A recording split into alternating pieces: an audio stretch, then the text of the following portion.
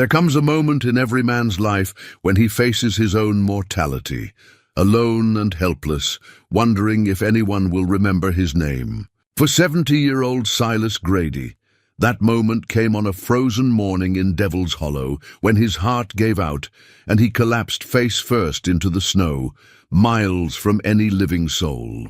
He'd spent 30 years trapping these mountains, surviving where others had died, but now his body was failing him. As consciousness faded and death crept closer, two massive wolves emerged from the mist.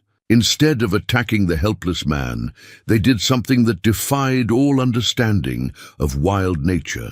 They stood guard over him through the bitter night, keeping predators away and somehow ensuring he'd live to see another sunrise. What debt of kindness had Silas unknowingly earned in these woods that the forest itself would send guardians to save his life? Before we jump back in, tell us where you're tuning in from.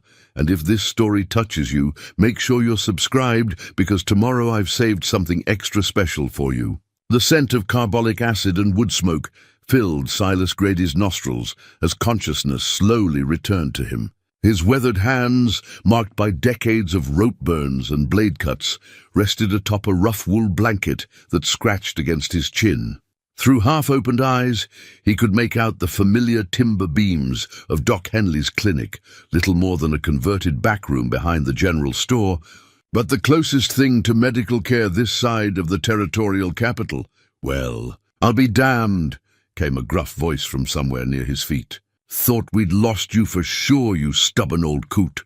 Silas turned his head, wincing at the sharp pain that shot through his neck. Sheriff Wade Garrett sat in a wooden chair that creaked under his considerable weight, his badge catching the amber light from the oil lamp on the nearby table. Wade had served as law in Millbrook Settlement for near on 15 years, and his face bore the kind of lines that came from dealing with claim jumpers, cattle rustlers, and the occasional drifter who thought a small mountain town might be an easy mark. "How long?" Silas's voice came out as little more than a rasp, his throat dry as summer creek bed. 3 days, Wade replied, leaning forward and resting his elbows on his knees. "Jake Winters and his boy found you laid out in the snow near Deadman's Ridge. Said you were blue as a winter sky, but breathing, barely." Silas closed his eyes, trying to piece together the fragments of memory that danced just beyond his grasp. He remembered the bite of morning air, the weight of his pack filled with steel traps, the familiar rhythm of snowshoes crunching through fresh powder. Then came the sharp twist in his chest, like someone had driven a railroad spike between his ribs, and the world had tilted sideways. "The wolves," he whispered, more to himself than to Wade. The sheriff's bushy eyebrows drew together. "What's that now?" "Nothing." Silas shifted in the narrow bed, testing the strength in his limbs.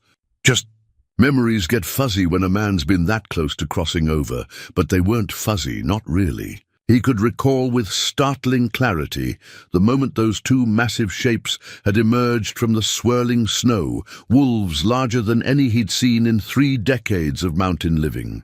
Their eyes had held an intelligence that seemed almost human, and they'd positioned themselves like sentries around his fallen body. The memory should have terrified him, but instead it filled him with a peculiar sense of peace. Doc Henley shuffled into the room, his medical bag in one hand and a steaming cup of coffee in the other.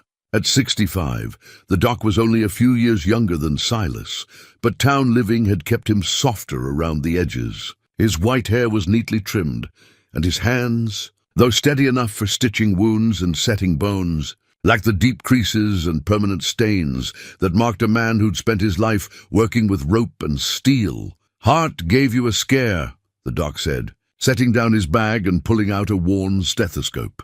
"Not the first one either, I'd wager. You've been having spells?" Silas considered lying, but what was the point? "Some. Chest gets tight climbing steep grades. Figured it was just age catching up." Doc Henley pressed the cold metal disc against Silas's chest, listening intently. "Well, age has caught up and it's not planning to let go. You need to take things easier. No more hauling heavy trap lines through deep snow. No more spending weeks alone in that cabin of yours without anyone to check on you. That cabin's been my home for near 30 years, and it'll be your grave." if you keep pushing yourself like a man half your age." The doc's voice carried the authority of someone who'd seen too many stubborn mountain men refuse to acknowledge their limitations. "I'm not saying you need to move to town, but you need help. Hire someone to check your lines. Take on a partner." Silas almost laughed at that suggestion. He'd been alone in Devil's Hollow since Martha died, and that's how he preferred it. People meant complications, expectations, conversations that required him to pretend he was interested in anything beyond survival and solitude. Martha. Even now, 28 years after he'd buried her and their stillborn son in the small cemetery outside Millbrook, thinking her name brought a familiar ache to his chest, though this pain had nothing to do with his failing heart. She'd been the only person who'd ever understood his need for the mountains, probably because she'd shared it. They'd planned to raise their family in the cabin he'd built with his own hands, to teach their children the ways of the forest and the rhythms of the seasons. Instead, he'd buried them both during the worst blizzard anyone could remember, digging their graves with hands that shook from more than just the cold. The preacher had offered words about God's plan and eternal rest, but Silas hadn't wanted comfort. He'd wanted answers that would never come. From his shirt pocket, he pulled out the small object that had been his constant companion since that terrible winter, a yellow daguerreotype in a cracked leather frame. The image showed Martha on their wedding day, her dark hair pinned up beneath a simple white bonnet, her smile soft but genuine. Beside her, Silas himself looked impossibly young, clean-shaven and full of the kind of hope that only comes to those who haven't yet learned how cruel the world can be. "She was beautiful," Wade said quietly. Having noticed the photograph, "She was everything," Silas replied, slipping the image back into his pocket. "Lost her and the baby the same night. Doctor in town couldn't get through the snow in time. It was an old pain, worn smooth by decades of carrying it, but it still defined the shape of his days. Every morning when he woke in the cabin, they'd planned to share. Every evening when he sat alone by the fire, they'd meant to tend together. Every season that passed without the sound of children's laughter echoing through the trees.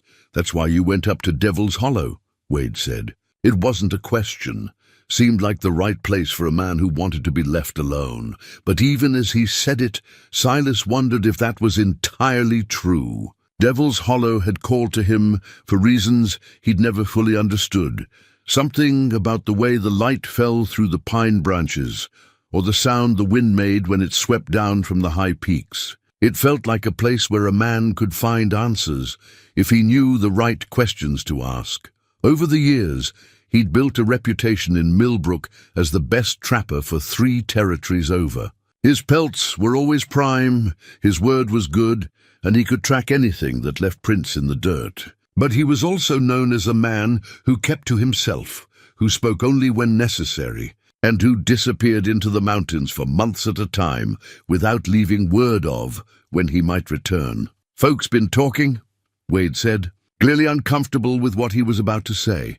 "Folks always talk. This is different. Jake and his boy, they're saying things about how they found you. Saying there were wolf tracks all around where you were laying, but no signs they'd been feeding." Silas kept his expression neutral, but his pulse quickened.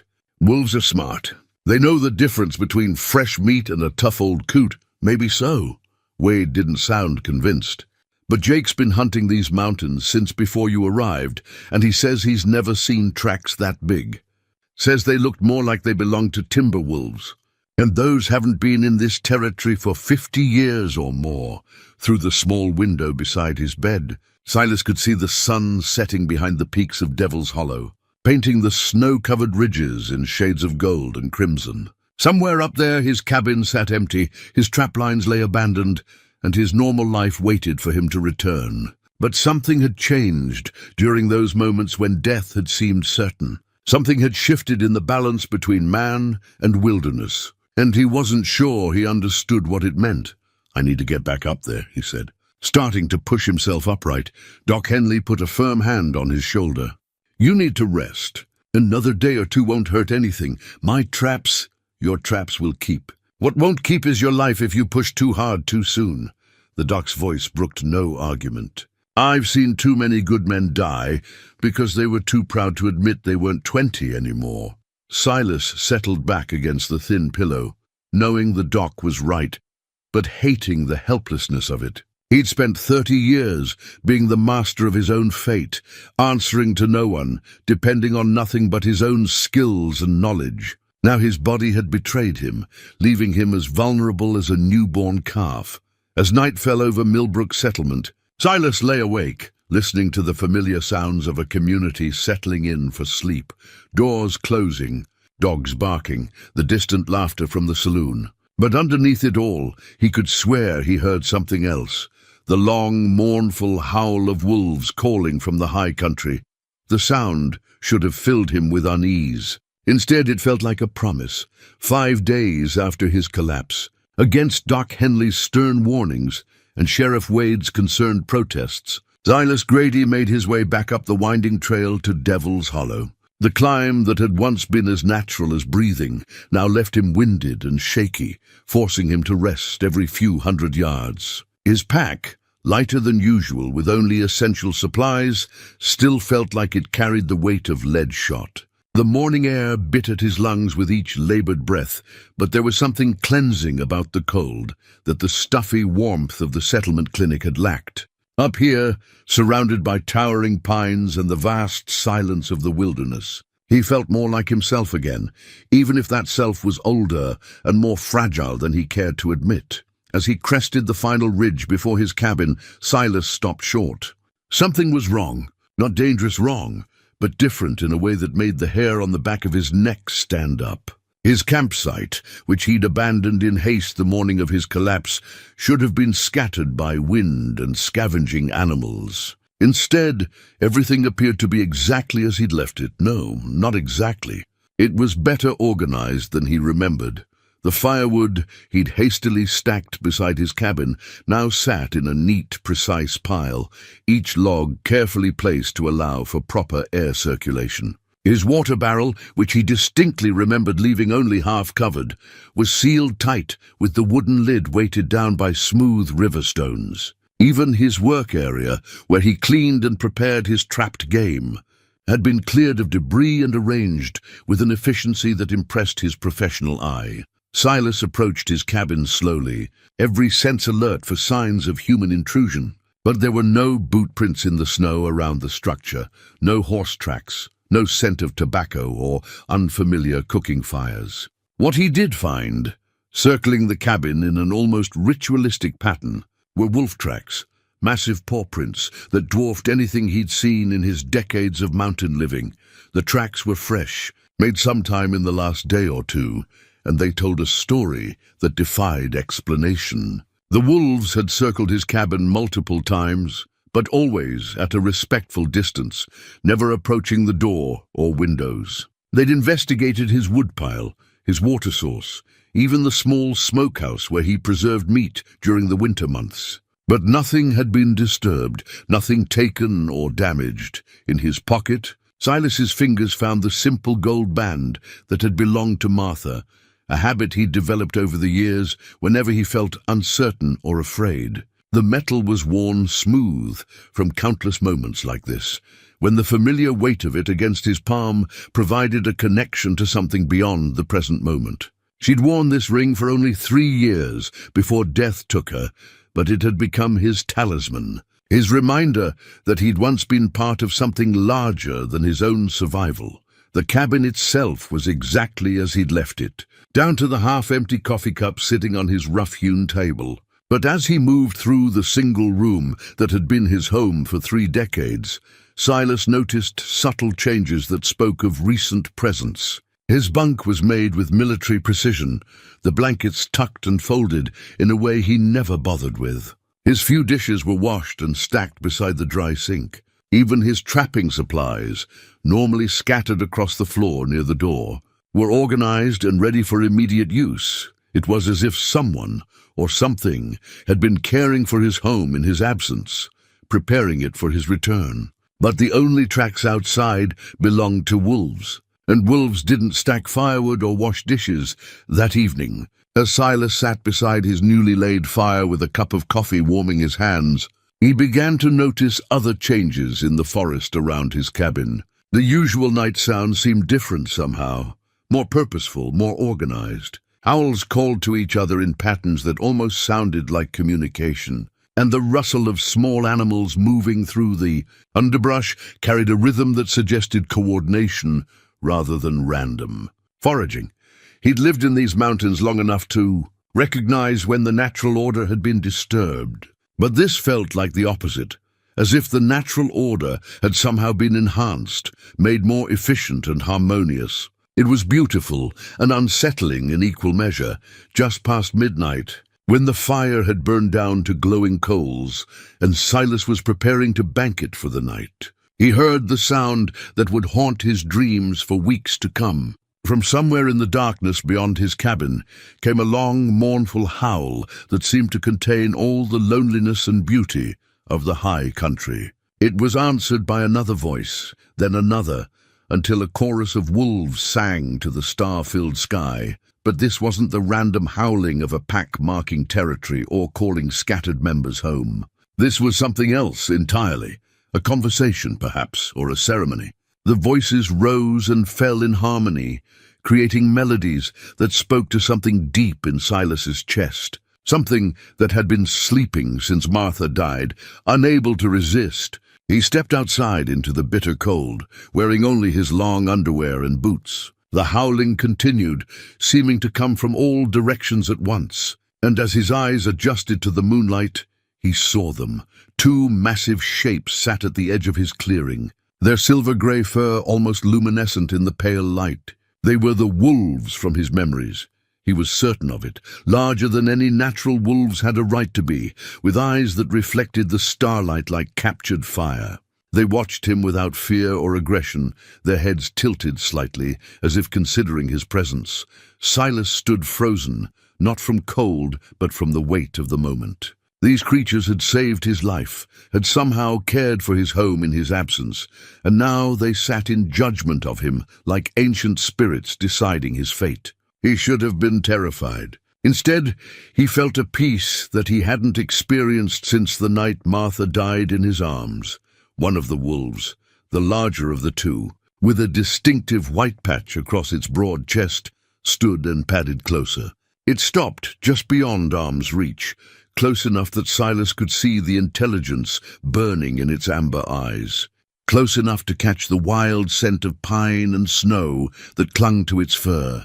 For a long moment, man and wolf regarded each other in silence. Then, as if some unspoken understanding had been reached, the great animal turned and melted back into the shadows. Its companion followed, and within moments they were gone, leaving only tracks in the snow and the lingering sense that Silas's life had just taken a turn towards something extraordinary. He remained outside long after the last echo of howling had faded, staring up at the stars and wondering what he'd done to earn such guardians. In all his years of trapping and hunting, he'd killed his share of wolves, taking their pelts to sell in town and their meat to feed himself through lean winters. It was the way of survival in the mountains, the natural cycle of predator and prey that governed all life in the wilderness.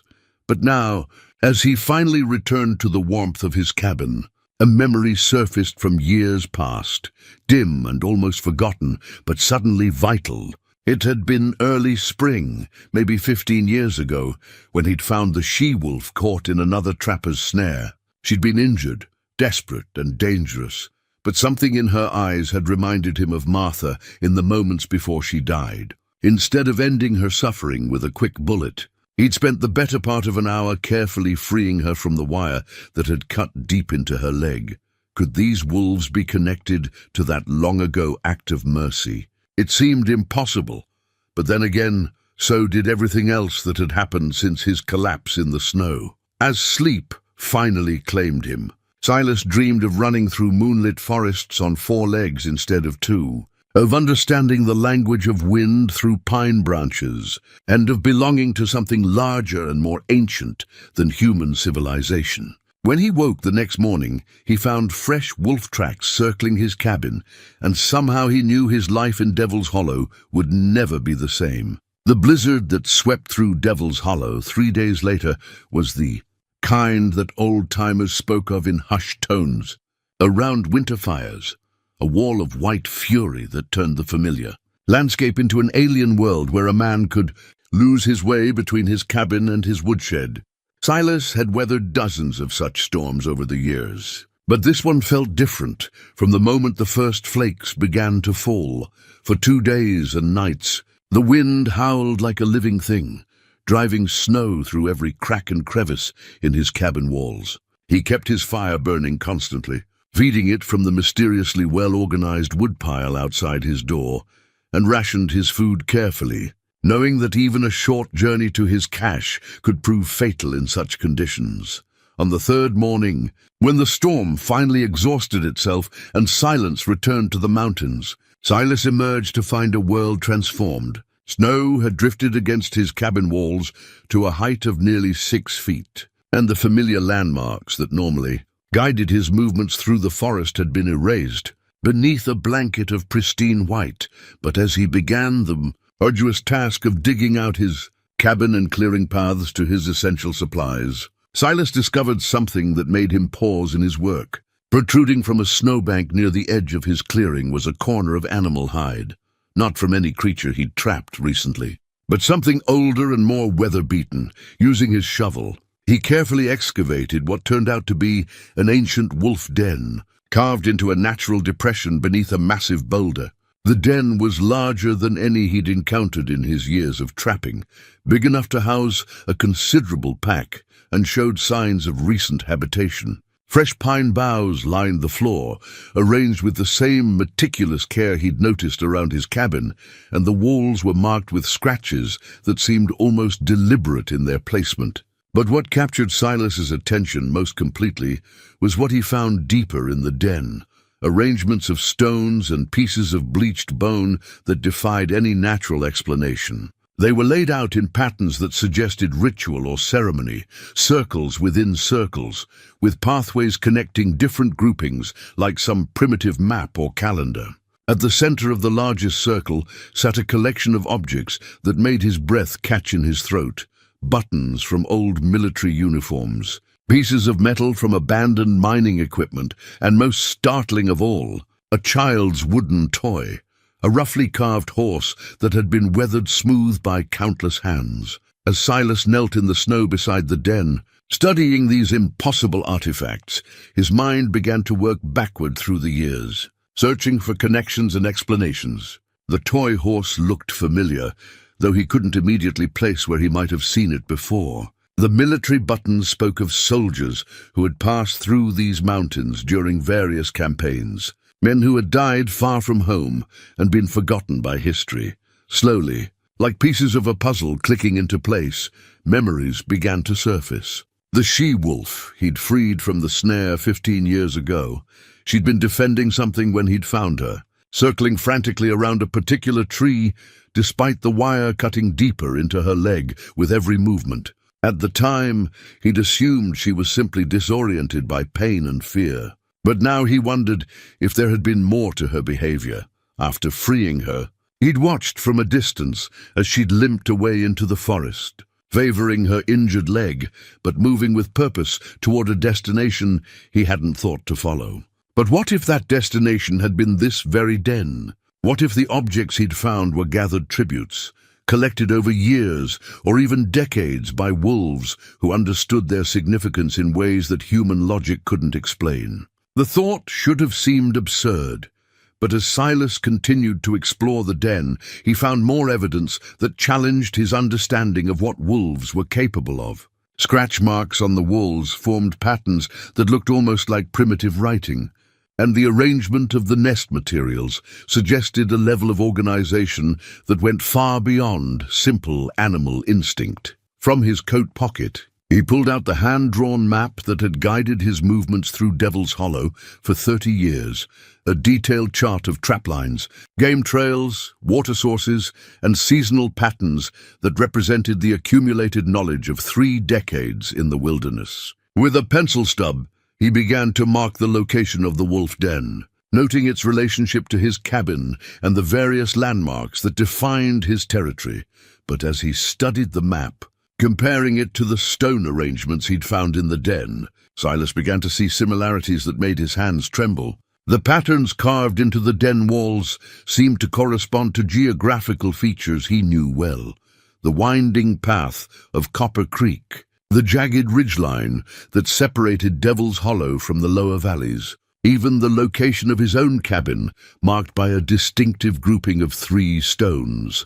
Could it be that the wolves had been mapping this territory just as he had, creating their own record of important locations and seasonal changes? The idea was staggering in its implications, suggesting a level of intelligence and cultural continuity that most people would never accept as possible.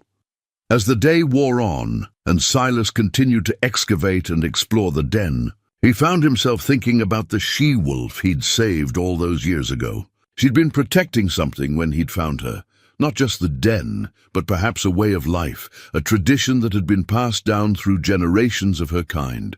By freeing her, he hadn't just saved one animal. He'd preserved something much larger and more significant.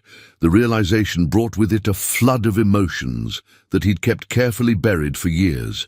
Since Martha's death, he'd thought of himself as a man apart from the natural world, taking what he needed to survive, but never truly belonging to the rhythms and relationships that governed life in the mountains. But now he began to understand that he'd been part of something larger all along, connected to patterns and purposes that he'd never recognized. That evening, as he sat by his fire with his updated map spread before him, Silas heard the now familiar sound of wolves calling from the surrounding forest. But tonight their voices seemed different, less mournful, more welcoming. They were singing him home, he realized, acknowledging his acceptance into mysteries that few humans were privileged to witness. Outside his cabin, fresh snow began to fall, covering the tracks and signs of his day's discoveries. But the knowledge remained, changing his understanding of his place in Devil's Hollow forever.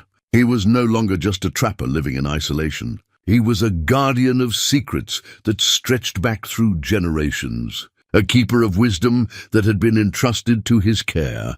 As sleep claimed him, Silas dreamed once again of running through moonlit forests. But this time he understood the destination. He was heading home to a place where ancient knowledge was preserved in stone and bone, where the boundaries between human and animal consciousness blurred, and where acts of mercy echoed through the years like ripples in a still pond. The leather-bound journal had been Martha's idea, purchased from a traveling merchant the summer before she died. She'd insisted that a man living in the wilderness should record his observations, not just for practical purposes, but to leave something behind, a record of life in the mountains that might help future generations understand what they'd lost if civilization ever pushed this far into the wild places. For 28 years, the journal had sat unused on a shelf in Silas's cabin, too painful a reminder of Martha's hopes for their future together. But now, as strange events multiplied around him like gathering storm clouds, he found himself reaching for the worn leather binding and opening to the first blank page. Day 1, he wrote in his careful, deliberate script. The wolves have been watching the cabin again. Not threatening, just watching. Found fresh tracks this morning arranged in patterns around the woodshed. Perfect circles, like they were performing some kind of ceremony. Writing felt awkward, after so many years of keeping his thoughts locked inside his own head. But there was something liberating about putting words to experiences that defied easy explanation. As the days passed and his observations accumulated, Silas began to notice patterns that would have escaped him if he hadn't been forced to organize his thoughts on paper. The wolves weren't the only animals behaving strangely. His usual morning routine of checking for tracks and signs around his cabin revealed that deer were grazing closer to human habitation than he'd ever seen, showing no fear when he emerged to tend his fire or fetch water. A family of foxes had taken up residence beneath his cabin's raised foundation, their playful barking echoing through the floorboards at dawn and dusk. Most remarkably, the smaller predators that normally competed fiercely for territory seemed to be coexisting peacefully. He'd observed a lynx and a mountain lion drinking from the same stream within minutes of each other, showing none of the territorial aggression that should have characterized such an encounter. It was as if some larger authority had declared a truce among the forest's inhabitants, creating a harmony that extended far beyond the natural order he'd understood for 30 years, but it was his conversation with Jake Winters that truly opened Silas's eyes to the deeper mysteries surrounding Devil's Hollow. Jake appeared at his cabin on a crisp morning in late February, ostensibly to check on Silas's recovery, but clearly carrying information that weighed heavy on his mind. Jake was one of the few men in the territory who'd been trapping these mountains longer than Silas. A grizzled veteran of wilderness life whose Native American grandmother had filled his head with stories that most white settlers dismissed as superstition. But Jake had learned to listen to those stories, and over the years they'd kept him alive in situations where logic and steel traps hadn't been enough. "My grandmother used to call this place where the spirits walk," Jake said, accepting a cup of coffee and settling onto the wooden stump that served as Silas's only guest chair. "Said it was sacred ground long before any of us white folks showed up with our guns and traps." Silas looked up from his journal, where he'd been sketching the stone patterns he'd found in the wolf den. "Your grandmother still living?" "Passed on 10 years ago, but she told me stories about these mountains that would curl your hair." Jake paused to sip his coffee, his weathered hands wrapped around the tin cup for warmth. "Said there were guardian spirits that lived here, protectors of the land and everything on it. Most folks figured it was just Indian nonsense, but grandmother wasn't the type to waste words on fairy tales." "What kind of spirits?" Jake's eyes grew distant, as if he were looking through the cabin walls to something far beyond. "The kind that take the shape of wolves when they need to walk among the living. The kind that remember every kindness and every cruelty, and balance the scales accordingly." Silas felt a chill that had nothing to do with the mountain air. "She ever say anything about wolves protecting people?" "Matter of fact, she did." Jake leaned forward, his voice dropping to the conspiratorial tone that mountain men used when sharing information that might not be entirely believed. "Said the spirits kept a record of every creature's actions, and those who showed respect to the forest and its inhabitants could count on protection when they needed it most. But those who took more than they needed, who killed without purpose or showed cruelty to helpless things, well, the spirits remembered that too." As Jake spoke, Silas found himself thinking about his years in Devil's Hollow, cataloging his interactions with the wildlife around him. He'd always been a practical trapper, taking only what he needed to survive and trade, never killing for sport or destroying habitat out of carelessness. But more than that, there had been moments over the years when he'd chosen mercy over profit, the she-wolf with her injured leg being only the most memorable example. He'd pulled porcupine quills from a young bear's muzzle, knowing the animal would die slowly without intervention. He'd freed a deer whose antlers had become tangled in deadfall, and once he'd even shared his winter food cache with a family of raccoons when their usual foraging grounds had been destroyed by a landslide. At the time, these had seemed like simple human decency, the kind of choices any reasonable person would make when faced with unnecessary suffering. But now, viewed through the lens of Jake's grandmother's stories, they took on a different significance. "Your grandmother ever mention anything about communication?" Silas asked. "Between the spirits and people, I mean." Jake nodded slowly. "Said they spoke through dreams mostly, or through signs and patterns that only those with open hearts could read. Course, she also said that in times of great need, they might show themselves more directly. That night, as Silas made his final entries in the journal, he found himself paying closer attention to the sounds beyond his cabin walls. The wolves were singing again, their voices weaving together in harmonies that seemed to carry messages just beyond the edge of understanding. But this time, instead of simply listening, he found himself humming along, his voice joining theirs in a chorus that felt as natural as breathing.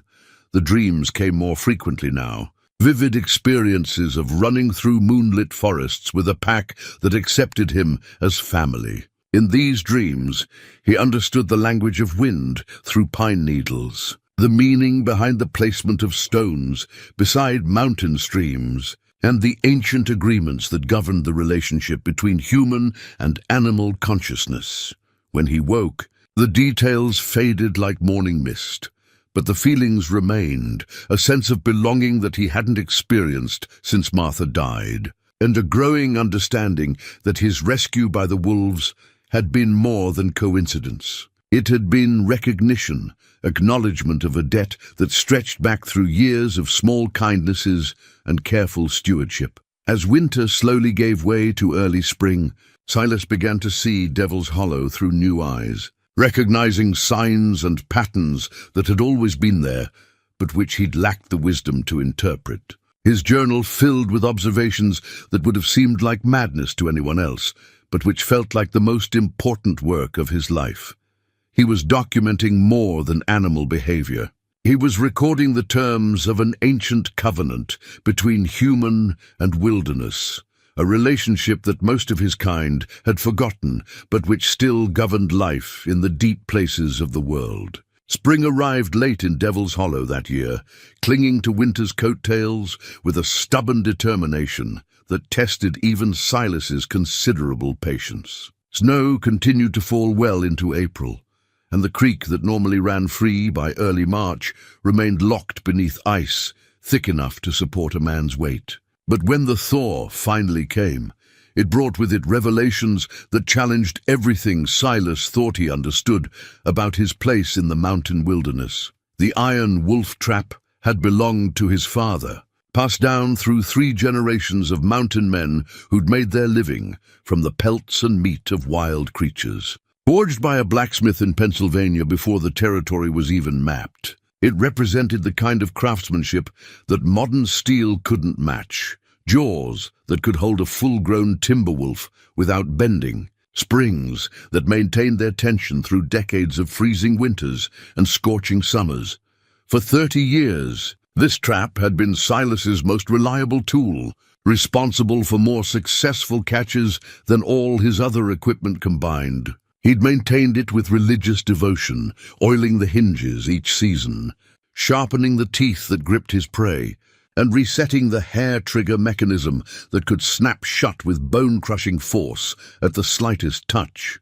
But now, as he prepared for his first major trapping expedition since his heart attack, Silas found himself staring at the iron device with a mixture of revulsion and uncertainty that surprised him with its intensity. In his hands, the trap felt heavier than he remembered, and the spring-loaded jaws seemed to grin at him with malevolent satisfaction. The change in his perspective had begun with his journal entries, those careful observations that had started as simple record-keeping, but had evolved into something approaching spiritual revelation. Writing about the wolves' behavior had forced him to consider their intelligence, their complex social structures, and their apparent capacity for memory and emotion. The creatures he'd spent decades viewing as resources to be harvested now revealed themselves as individuals with histories, relationships, and purposes that extended far beyond human understanding. His most recent encounter with the guardian wolves had crystallized these doubts into something approaching crisis. 3 nights earlier, while checking his smaller traps along Copper Creek, he'd come upon a scene that would haunt him for the rest of his days. One of his snares had caught a young wolf, not one of the massive guardians, but a smaller animal that couldn't have been more than 2 years old. The wolf had been struggling against the wire noose for hours, its frantic efforts only serving to tighten the trap around its neck. Blood matted its grey fur where the metal had cut through skin, and its amber eyes held a desperation that spoke to something deep in Silas's chest. This was someone's child, he'd realized with stunning clarity, a member of a family that would mourn its loss, a creature with its own hopes and fears and dreams. As he'd approached the trapped animal, expecting to find the usual mixture of rage and terror that characterized cornered predators, Silas had instead encountered something that shook him to his core. The young wolf had looked directly into his eyes with an expression that could only be described as pleading, not for mercy exactly, but for understanding. It was as if the animal knew who he was, knew about his relationship with the guardian wolves, and was asking him to honor the covenant that connected them all. Without hesitation, Silas had cut the snare and freed the injured wolf, watching as it limped away into the forest with what he could swear was gratitude in its backward glance. But the incident had left him questioning everything about his life in the mountains, everything about the methods he'd used to survive for 3 decades.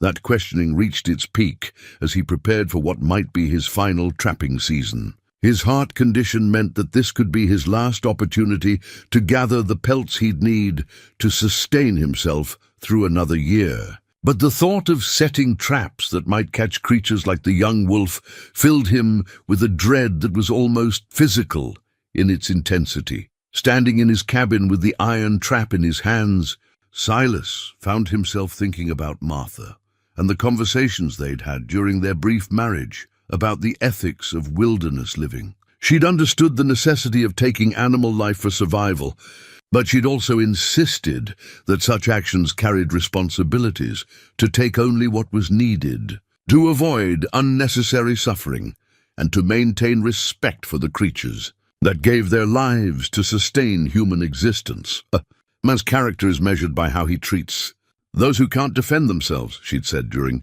one of their evening talks beside the fire. That includes the animals we depend on for survival.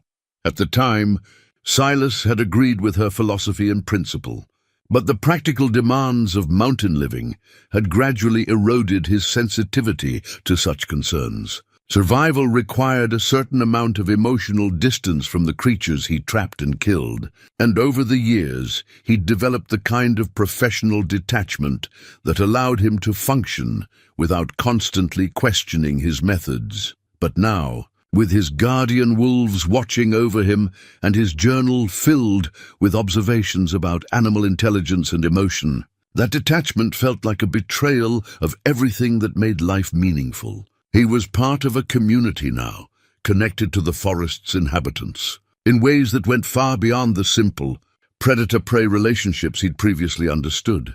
The sound of howling from the ridge above his cabin interrupted his brooding. But this wasn't the usual nighttime chorus he'd grown accustomed to.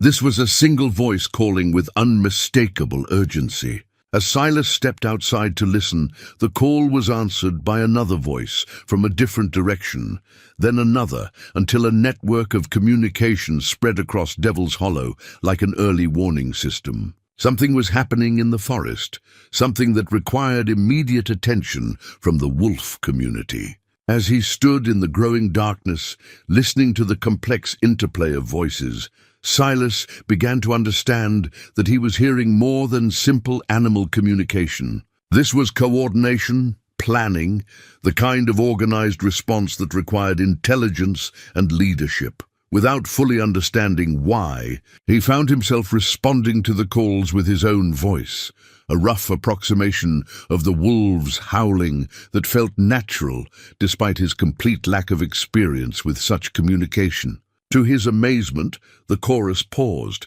then resumed with what sounded like acknowledgement of his participation. He was being included in something, welcomed into a conversation that spanned the entire mountain ecosystem. The realization filled him with a wonder that made his doubts about trapping seem petty and irrelevant.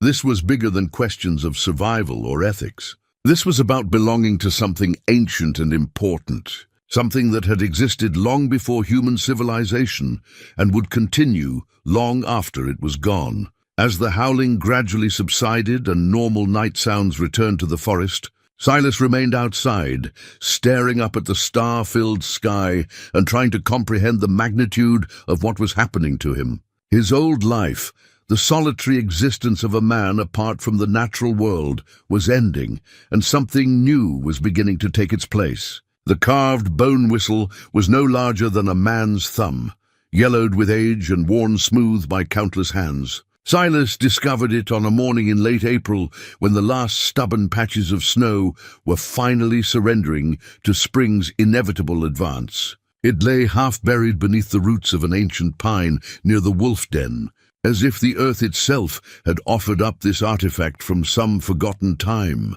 The bone was clearly old, older than anything Silas had found in his 30 years of mountain living. Delicate markings covered its surface, symbols that might have been decorative or might have carried meaning in a language he didn't recognize. When he held it up to the morning light, he could see that the hollow interior had been carved with the kind of precision that spoke of sacred purpose rather than casual craftsmanship. What drew his attention most intensely, however, was the way the whistle seemed to resonate with the sounds of the forest around him. Even without blowing into it, the carved bone seemed to capture and amplify the subtle voices of the wilderness, the whisper of wind through pine needles, the distant call of hawks circling overhead, the soft footfalls of deer moving through the underbrush. When he finally worked up the courage to bring the whistle to his lips and blow a gentle breath through it, the sound that emerged was unlike anything he'd ever heard. It was musical, but not quite music, communication, but not quite language, a voice that seemed to speak directly to something deep in his chest, something that had been sleeping since Martha died. The response was immediate and overwhelming. From every direction came answering calls, wolves certainly, but also coyotes, foxes, even the deep bass notes of a bear somewhere in the distance. It was as if the whistle had announced his presence to every conscious creature within miles, and they were welcoming him into their community with voices that sang of ancient recognition. But as the days passed and Silas experimented with the bone whistle, he began to realize that his growing connection to the forest's inhabitants was creating complications he hadn't anticipated. His ability to communicate with the wolves and other animals was expanding beyond simple recognition into something approaching true understanding. And with that understanding came responsibilities that challenged his ability to function as a human being in a civilized world. The crisis came to a head during his monthly supply run to Millbrook Settlement. Silas had always dreaded these necessary journeys away from his mountain sanctuary, but now the contrast between wilderness life and human civilization felt almost unbearable. The noise and bustle of the settlement, the casual cruelty of men who saw animals only as resources to be exploited, the complete disconnection from the natural rhythms that governed life in the mountains, all of it struck him with the force of physical pain. Standing in the general store while the merchant tallied his purchases, Silas found himself listening to a conversation between two younger trappers that made his hands clench into fists. They were bragging about a successful wolf hunt, describing in graphic detail how they'd tracked and killed a pregnant female for her prime winter coat, big as a horse. She was, one of them said, his voice full of the kind of pride that Silas had once shared when describing his own hunting successes. Took 3 shots to bring her down, and she fought like a demon right up to the end. But that pelt will bring top dollar back east, probably enough to keep me in whiskey and women for the rest of the winter. The other trapper laughed and slapped his companion on the back. Course you had to deal with the pups after. Can't have them growing up to cause trouble later. Silas felt something cold and dangerous rise in his chest, a protective fury that he'd never experienced in his decades of mountain living. These men weren't just describing a successful hunt. They were describing the murder of a family, the destruction of relationships and connections that were every bit as meaningful as any human bond. Without realizing he was moving, Silas found himself stepping toward the 2 trappers, his hand instinctively reaching for the knife at his belt. The bone whistle, tucked safely in his coat pocket, seemed to pulse with warmth against his ribs, and for a moment he could swear he heard the voices of the murdered wolf family calling for justice. "Easy there." "Silas," came Sheriff Wade's calm voice from behind him. The lawman had entered the store just in time to see the dangerous tension building in Silas's posture. "These boys don't mean any harm. Just telling stories like trappers do." The spell broke, leaving Silas shaken and confused by the intensity of his reaction. He'd listened to hundreds of similar conversations over the years without feeling anything more than professional interest in the methods described. But now, with his growing understanding of wolf intelligence and family structure, such stories felt like accounts of atrocities that demanded response. "You all right?" Wade asked quietly, guiding Silas away from the other trappers with a gentle hand on his elbow. "You look like you've seen a ghost." Silas nodded mutely, not trusting himself to speak. How could he explain that he had seen ghosts, the spirits of countless animals killed without thought or respect, their voices now part of the chorus that spoke to him through the bone whistle? How could he describe the way his perspective had shifted until he could no longer distinguish between human and animal consciousness? No longer accept the arbitrary boundaries that his own species used to justify their dominance over other forms of life. The journey back to Devil's Hollow felt longer than usual, weighed down by doubts and questions that grew heavier with each mile. By the time he reached his cabin, Silas was exhausted, not just from the physical demands of the trail, but from the emotional effort of maintaining his human identity while feeling increasingly connected to something larger and more primal. That night, as he sat by his fire with the bone whistle in his hands, he found himself facing a choice that would define the rest of his life. He could continue trying to live in both worlds, maintaining his human connections while honoring his growing relationship with the forest spirits. Or he could acknowledge that the transformation begun by his rescue was nearing completion, and allow himself to become something new. Something that existed in the space between human and animal consciousness. The wolves were calling again from the ridges above his cabin, their voices weaving together in harmonies that spoke of acceptance and welcome. As Silas brought the bone whistle to his lips and added his own voice to their chorus, he felt the last barriers between his old life and his new one beginning to dissolve. He was no longer Silas Grady, the trapper, living in isolation and taking what he needed from the wilderness without thought or gratitude. He was becoming something else, a guardian perhaps, or a bridge between worlds that had been separated by fear and misunderstanding for far too long. The bone whistle sang with the voices of generations, carrying his transformation on notes that would echo through Devil's Hollow until the mountains themselves forgot the sound of human footsteps. The silver locket was tarnished black with age when Silas found it, nestled among the stone arrangements in the deepest chamber of the wolf den. His hands trembled as he worked the delicate clasp, knowing even before it opened that whatever lay inside would change everything he thought he understood about his life in Devil's Hollow. The tiny daguerreotype within showed a young woman with dark hair and gentle eyes, a face he'd loved for 3 brief years and mourned for 28 more. But this wasn't the formal wedding portrait he carried in his pocket. This was Martha as he'd never seen her before, dressed in simple frontier clothing, with her hair braided in the style favored by native women. She stood beside a massive pine tree that he recognized with shocking certainty as the ancient giant that marked the entrance to the wolf den. But it was the second photograph, tucked behind the first, that sent the world spinning away from beneath his feet. This image showed Martha again, but she wasn't alone. Beside her stood an elderly native woman, whose weathered features spoke of a lifetime spent in communion with the wilderness. And surrounding them both, sitting with the patient dignity of honored guests, were wolves. Not just any wolves, but creatures whose size and bearing marked them unmistakably as the ancestors of his guardian protectors. Silas sank to his knees in the snow outside the den, the locket clutched in his hands like a lifeline to sanity. Everything he'd believed about his wife, about their brief marriage, about his solitary existence in the mountains, crumbled like autumn leaves in a winter wind. Martha hadn't been the settlement girl he'd imagined, content to play house in his wilderness cabin.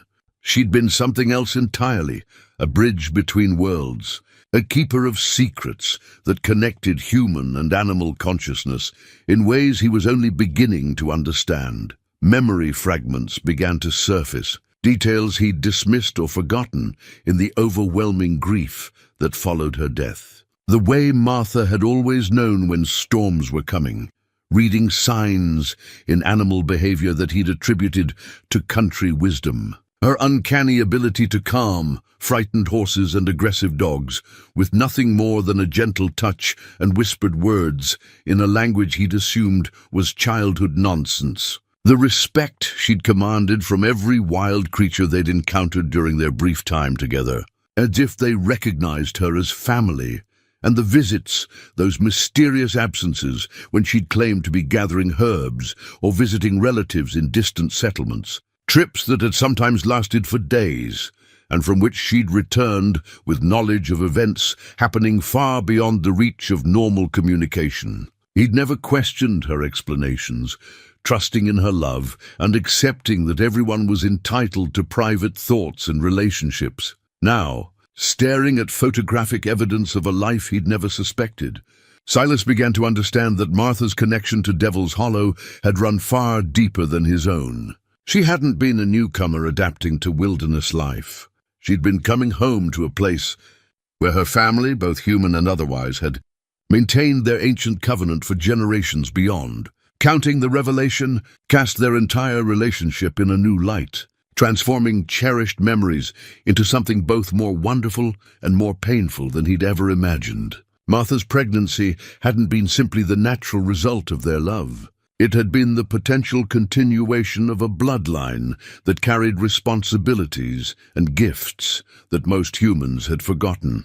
Her death and the loss of their child hadn't been random tragedy. They'd been the severing of connections that had taken centuries to establish.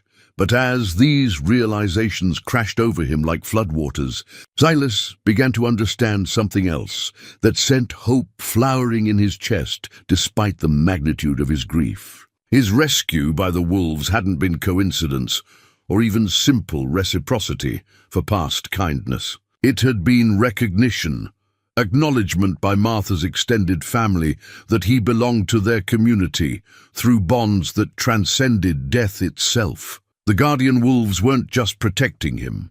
They were honoring his connection to Martha, maintaining a relationship that she would have wanted preserved. Every strange occurrence since his collapse in the snow, every moment of communication and understanding between himself and the forest's inhabitants, had been part of a process of initiation into secrets that Martha had carried alone for far too long. Standing on shaking legs, Silas made his way back to his cabin with the locket burning like a coal against his palm. Inside, he pulled out the formal wedding photograph he'd carried for 28 years and placed it beside the images from the locket. The difference was heartbreaking in its clarity. In the formal portrait, Martha looked like a woman playing a role, wearing the costume of civilization with the resigned grace of someone fulfilling expectations. But in the wilderness photographs, she glowed with the kind of joy that came from being exactly where and who she was meant to be. How had he missed it? How had he lived with her for 3 years without recognizing the depth of her connection to the mountains and their inhabitants? The answer came with a shame that cut deeper than any physical wound he'd ever endured. He'd been so focused on his own dreams and plans, so certain that his vision of their future was the only one that mattered, that he'd never bothered to ask about hers. Martha had tried to share her world with him, he realized now. Those evening walks she'd insisted on taking alone, claiming she needed time to think. She'd been visiting the wolf den, maintaining relationships and responsibilities that predated their marriage by decades. The songs she'd hummed while working around the cabin, melodies he'd dismissed as idle entertainment, had probably been communications with creatures he'd never imagined were listening. And the night she'd died, that terrible blizzard that had trapped them in the cabin while she struggled through a labor that ended in heartbreak, she'd known something he hadn't. In her final moments, she'd whispered words he'd thought were delirium. "Tell them I tried. Tell them the bloodline isn't broken." At the time, he'd assumed she was speaking about their child, about his disappointment at losing the son they'd planned to raise together. But now he understood that her words had carried a different meaning entirely. She'd been speaking to the wolves, to the forest spirits, to the community that had accepted her as family and would have welcomed their child as the next keeper of ancient wisdom. Her death hadn't just ended their marriage. It had broken a chain of connection that stretched back through generations of women who'd served as bridges between human and animal consciousness.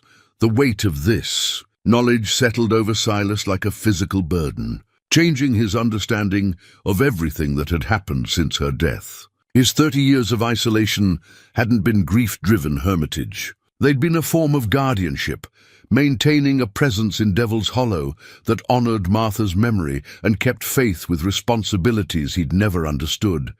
And now, as his own life entered its final chapters, the forest spirits were calling him to complete the work that Martha's death had left unfinished.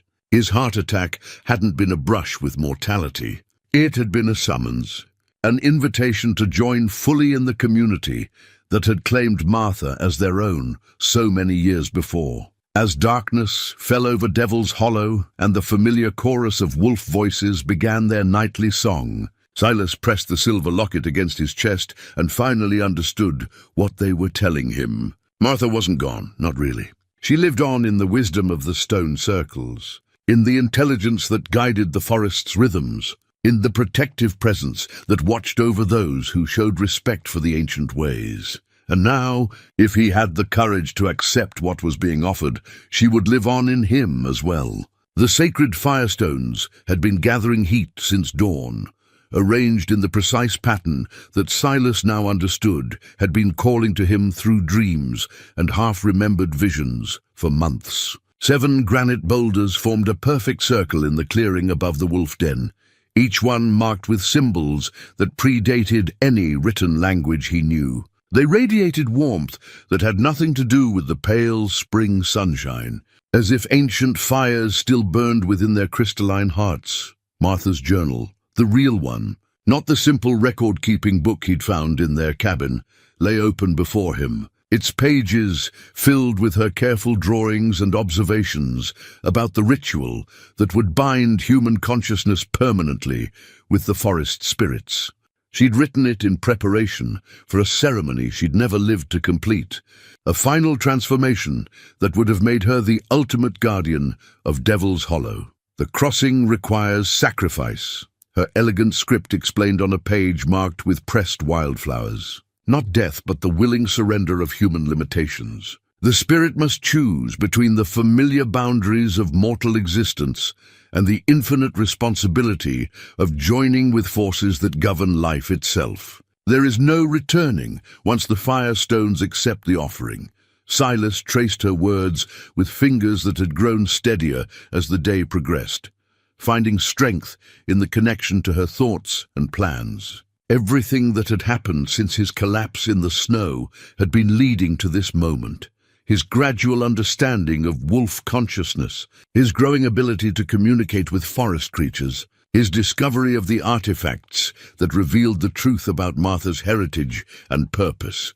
The guardian wolves had been preparing him. He realized now, guiding his transformation with the patience of beings who measured time in centuries rather than human seasons. Each encounter, each mysterious sign, each moment of recognition and communication had been a lesson in the curriculum that Martha would have taught him herself, if fate had allowed, but understanding the necessity of the ritual and finding the courage to undergo it were entirely different challenges. As afternoon shadows began to lengthen across the clearing, Silas found himself wrestling with doubts that cut to the core of his identity as a human being. The ceremony would require him to place Martha's wedding ring, the one he'd carried in his pocket for 28 years, into the center fire along with his own most precious possessions. The heat of the sacred stones would transform these physical objects into spiritual offerings,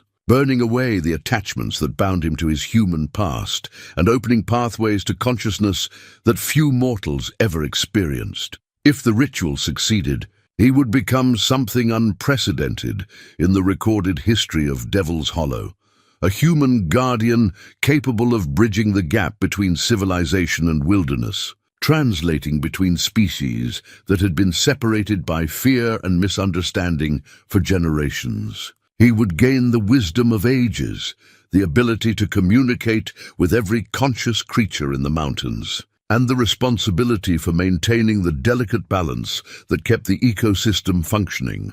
But success would also mean surrendering everything that had defined Silas Grady for 70 years. His human form would persist, but his consciousness would expand beyond individual identity into something collective and eternal. He would no longer belong entirely to either world, too changed for human society, yet forever marked by his mortality in the eyes of the true forest spirits. The thought terrified him, with an intensity that made his damaged heart race in dangerous rhythms. To lose himself so completely, to dissolve the boundaries that separated Silas from everything else in existence, it went against every instinct that had kept him alive through decades of mountain living. Survival depended on maintaining clear distinctions between self and other, predator and prey, safety and danger. Yet as he knelt beside the sacred firestones, feeling their ancient warmth seep into his bones, Silas began to understand that his fear was based on illusions that had always been false. The boundaries he was so reluctant to surrender were prison walls that prevented him from experiencing the true interconnectedness of all life. Martha had known this, had been preparing to show him the truth before death claimed her. The bone whistle sang softly in the evening breeze, its carved surface capturing and amplifying the subtle voices of the forest. Through its music, Silas could hear the conversations happening all around him. Deer sharing news of fresh grazing areas, birds warning of weather changes, even the deep. Slow thoughts of ancient trees discussing the progress of seasons. This was the reality that most humans never suspected, a world of constant communication and cooperation that made their own civilization seem crude and disconnected by comparison. As the sun touched the western peaks, painting the sky in shades of gold and crimson, the guardian wolves emerged from the forest to take their places around the sacred circle. But they weren't alone. Dozens of other creatures followed them into the clearing, creating an assembly that represented every conscious species in Devil's Hollow. Bears and mountain lions sat peacefully beside deer and rabbits, while overhead, hawks and eagles perched in the surrounding pines alongside songbirds and owls. This was the community that Martha had belonged to, the family that would have welcomed their child as a bridge between worlds. They were offering Silas the same acceptance, the same opportunity to transcend the limitations of species and join in the ancient work of maintaining harmony between civilization and wilderness. The largest of the guardian wolves, the one with the distinctive white patch across its chest, approached, the fire stones with something clutched gently in its massive jaws. As it laid the object at Silas's feet, he saw that it was the toy horse he'd discovered in the wolf den months earlier, the carved wooden figure that had seemed so mysteriously familiar. Memory struck him like lightning, sudden and brilliant and devastating in its clarity. The horse wasn't some random artifact left by forgotten travelers. It was his own work, carved during the long winter evenings while Martha grew heavy with their child. He'd shaped it from pine wood with his own hands, planning to give it to their son or daughter as a first toy, a symbol of the wild freedom that would be their birthright in the mountains. After Martha died, he'd thrown the toy into the forest in a rage of grief, unable to bear the sight of hopes that would never be fulfilled. But the wolves had found it, had preserved it in their sacred den, as a promise that the family line wasn't truly broken. They'd been waiting all these years for him to accept the role that Martha's death had prevented her from fulfilling. The wooden horse trembled in his weathered hands, its simple carved features blurred by tears that came without warning or shame. This was what he would be fighting for, not just the abstract preservation of wilderness, but the specific continuation of love that connected all living things. Martha's love for him and their unborn child, his love for her and the life they'd planned together, the love that bound the forest community in relationships of mutual care and protection. As full darkness settled over Devil's Hollow and the sacred firestones began to glow with their own inner light, Silas made his choice. He would trust in the wisdom that had guided Martha before him, trust in the love that had sustained him through 30 years of grief, and trust in the community that offered him belonging beyond anything human society could provide. The ritual would begin at midnight, when the boundary between day and night created the perfect moment for transformation between states of being. He had 3 hours to prepare himself, to gather the courage necessary for surrendering everything he'd been in order to become everything he was meant to be. Around the clearing, the assembled creatures began to sing, not the individual voices he'd grown accustomed to, but a harmonized chorus that seemed to arise from the forest itself. The melody was ancient beyond human understanding, carrying the accumulated wisdom of countless generations who'd participated in ceremonies like this one. As Silas added his own voice to their song, he felt the last of his resistance dissolving into acceptance. Martha was calling to him across the years, and finally he was ready to answer. The midnight hour struck without chimes or bells, marked only by the sudden silence that fell across Devil's Hollow like a held breath. Every creature in the sacred clearing, wolf and bear, hawk and rabbit, predator and prey, turned their attention to the firestones that now pulsed with light that seemed to come from the heart of the earth itself. Silas knelt in the center of the ancient circle, Martha's silver locket blazing against his chest like a star. In his weathered hands, he held the objects that would fuel his transformation. Her wedding ring, worn smooth by 28 years of being carried in his pocket. The wooden toy horse that represented the child they'd never raised. His father's iron trap, symbol of the life he was leaving behind. And the carved bone whistle that had taught him to speak with voices beyond human language. The sacred firestones responded to his presence with increasing intensity, their granite surfaces beginning to crack and reveal the molten core that had been building heat for centuries. This was power older than human civilization, energy that had been waiting since Martha's death for someone worthy to complete the ritual she'd planned but never accomplished. "Martha," Silas whispered, his voice carrying across the clearing to every listening ear. "I understand now. I'm ready."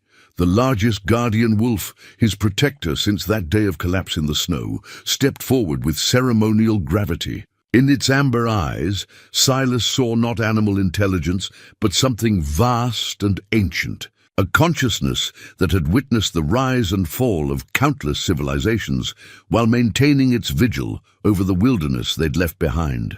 When the wolf spoke, its voice came not as sound, but as direct communication that bypassed human language entirely. "She waits for you in the space between heartbeats, in the silence between songs. The crossing will hurt, transformation always does, but love endures beyond the boundaries of flesh and time." Around the circle, the assembled creatures began to move in patterns that spoke of ritual older than recorded history. Bears and mountain lions paced clockwise while deer and elk moved in the opposite direction, creating a weaving motion that seemed to bend reality itself. Overhead, birds of prey spiraled in complex formations that drew energy down from the star-filled sky and focused it into the sacred space. Silas felt the first stirrings of change deep in his chest, a warmth that had nothing to do with the heat radiating from the firestones. His human consciousness was beginning to expand, touching the edges of something vast and interconnected that pulsed with the rhythm of life itself. Every creature in the clearing became part of his awareness. He could feel their individual thoughts and emotions, their hopes and fears and dreams, all woven together into a tapestry of existence that included but transcended the boundaries of species. The iron trap in his hands grew suddenly hot, its metal surfaces beginning to glow cherry red as the sacred fire consumed the attachment it represented. 30 years of taking life from the wilderness for nothing more than survival and profit. That part of his identity crumbled away like ash, leaving space for something larger to take root in his soul. Martha's wedding ring followed, dissolving into pure light that merged with the energy flowing through the firestones. As it disappeared, Silas felt her presence more strongly than he had since the night she died, not as memory or wishful thinking, but as living reality that existed in the eternal now, where consciousness touched the divine. The wooden toy horse lasted longer, its simple carved surface resistant to transformation. But as the sacred fire finally claimed it, Silas felt the grief that had defined him for 3 decades finally begin to release its hold on his heart. The child they'd never raised wasn't lost, had never been lost. In this space between worlds, love created its own reality, bringing into being possibilities that death couldn't touch. When he raised the bone whistle to his lips for the final time as a fully human consciousness, the note that emerged contained all the voices of Devil's Hollow, every creature that had ever lived and died in these mountains, every story that had been told around winter fires, every song that had celebrated the eternal dance between predator and prey, hunter and hunted, mortal and divine. The assembled creatures responded with their own voices, creating a harmony that shattered the final barriers between individual consciousness and collective being. Silas felt his awareness exploding outward, touching every tree in the forest, every stream flowing down from the high peaks, every star burning in the infinite darkness overhead. For a moment that lasted eternity, he experienced existence from every possible perspective simultaneously. The patient wisdom of ancient pines, the fierce joy of hawks riding thermals, the gentle contentment of deer grazing in moonlit meadows, the profound responsibility of wolves maintaining order in the wild places where chaos and harmony danced their eternal dance. The transformation was agony and ecstasy combined, the death of everything he'd been and the birth of everything he could become.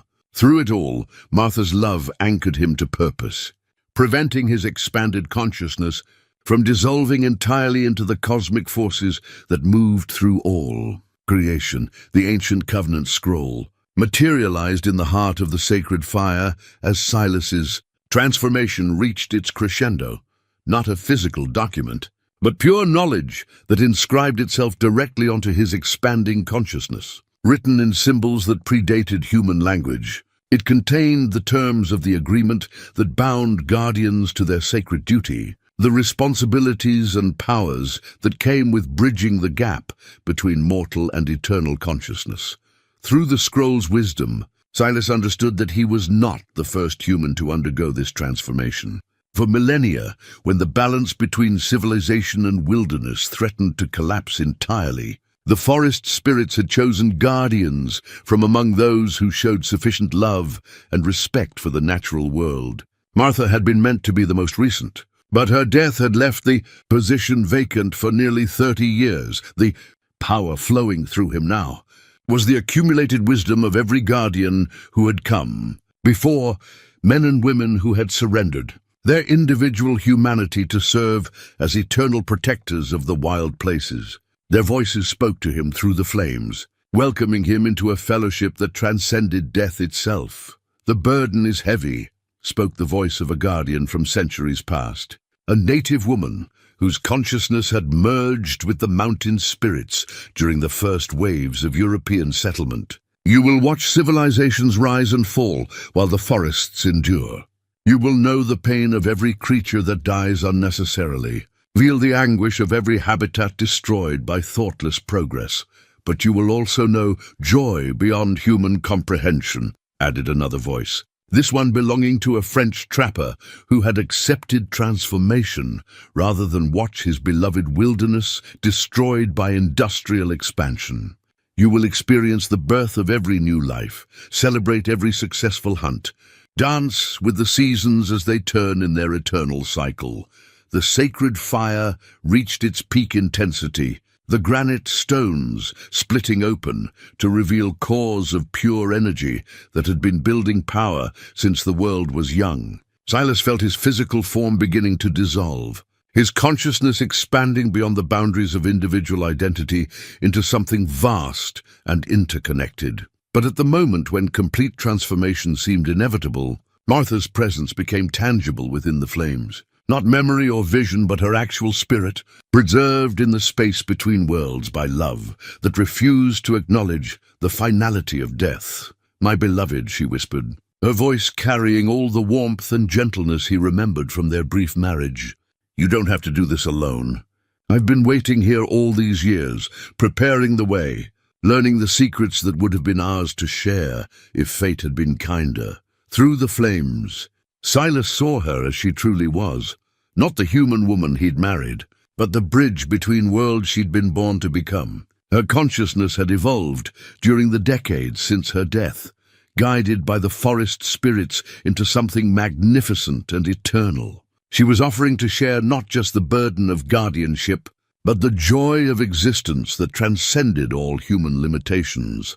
"Together," she continued, extending her hand through the sacred fire, "we can be what we were always meant to be. The guardian partnership that will protect Devil's Hollow for generations to come." Silas reached toward her through the transforming flames, feeling his expanded consciousness merge with hers in a union that made their human marriage seem like a pale shadow of true intimacy. Together, they became something unprecedented, a dual guardian consciousness that combined human compassion with wolf wisdom, mortal love with eternal responsibility. The assembled creatures around the sacred circle began to change as well, their individual forms becoming translucent as their essential spirits joined the transformation. This wasn't just Silas accepting guardianship.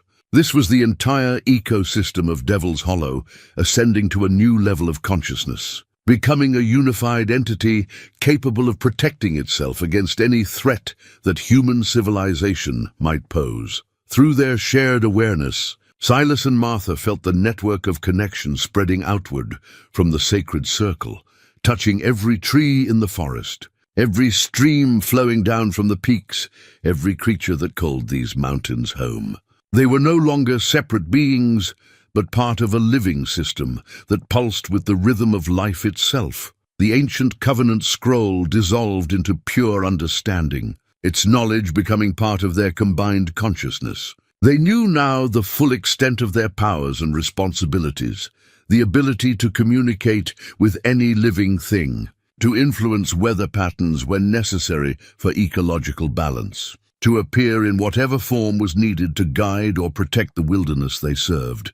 But most importantly, they understood that love was the force that made all transformation possible. Their love for each other had survived death and transcended species boundaries. Their love for the wilderness had called them to this moment of ultimate sacrifice and ultimate fulfillment. As the sacred fire began to fade and the first light of dawn touched the eastern peaks, Silas and Martha stood together in forms that were both human and wolf, both mortal and eternal.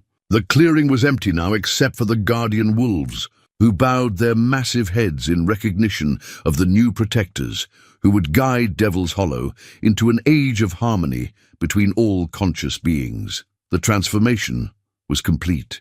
The covenant was renewed, and love had proven once again that it was the strongest force in any world. 5 years had passed since the night of transformation, though time moved differently now for the guardians of Devil's Hollow. Seasons flowed like music through their expanded consciousness, each change bringing its own gifts and challenges as civilization crept ever closer to the boundaries of their protected realm. The memorial stone stood where Silas's cabin had once been, carved from the same granite as the sacred firestones and inscribed with symbols that told the story of a mountain man who had discovered that love transcends all boundaries. To visitors from Millbrook Settlement, it marked the grave of old Silas Grady, the hermit trapper who had simply vanished one spring night, leaving behind only his empty cabin and a mystery that would be debated in the town saloon for decades to come. But Sheriff Wade Garrett knew better. On quiet mornings when he rode the mountain trails alone, he sometimes caught glimpses of 2 figures walking together through the pine forests, an elderly man and a young woman whose presence brought peace to every creature they encountered. They never spoke to him directly, But Wade could feel their benevolent attention, their quiet gratitude for his role in protecting the secret of their transformation. The wolves were thriving under their guardianship, their population growing strong and healthy as hunting pressure decreased through subtle influences that most humans attributed to natural changes in animal behavior. Trappers found their snares mysteriously sprung without catches, while hunters discovered that their quarry had vanished just moments before they arrived. As if warned by some invisible network of communication, Jake Winters had become an unofficial chronicler of the changes, documenting in his own journal the remarkable harmony that had settled over the high country. Wildlife conflicts had virtually disappeared. Predator and prey populations had achieved a balance that seemed almost mathematically perfect, and even the weather patterns had grown more predictable, as if nature itself had found a guiding intelligence to smooth its chaotic rhythms.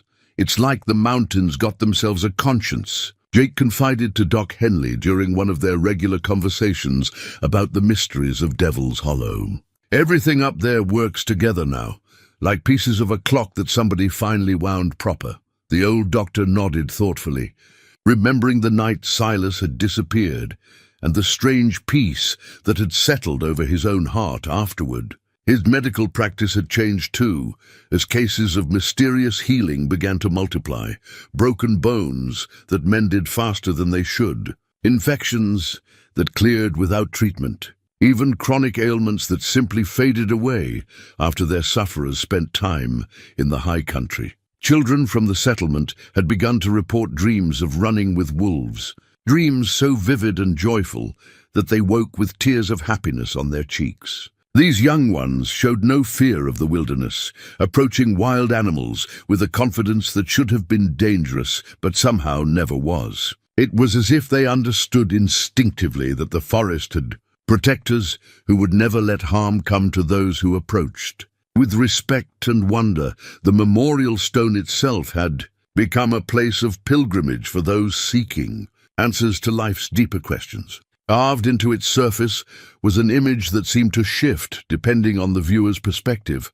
sometimes showing a lone wolf silhouetted against the moon, sometimes revealing the profiles of a man and woman walking hand in hand through an eternal forest. But for Martha and Silas, existing now in forms that could manifest as human, wolf or pure consciousness as circumstances required, the true monument to their love was the living harmony they had created throughout Devil's Hollow. Every successful hunt that provided food without waste, every birth that strengthened the ecosystem's diversity, every moment of understanding between species that had once been enemies, these were the tributes that mattered in their transformed existence. On evenings when the aurora painted the northern sky with dancing lights, they would appear together at the memorial stone, visible to any who had the wisdom to look with more than physical eyes. In these moments, they were as they had been in life.